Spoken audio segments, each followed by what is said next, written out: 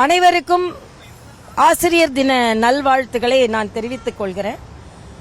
மரியாதைக்குரிய சர்வப்பள்ளி ராதாகிருஷ்ணன் அவர்களை பொறுத்த மட்டில் அவர் பிலாசபி ஏன் படிச்சார்னா அவருக்கு புத்தகம் இல்ல, பிலாசபி புத்தகம் தான் கிடைச்சது.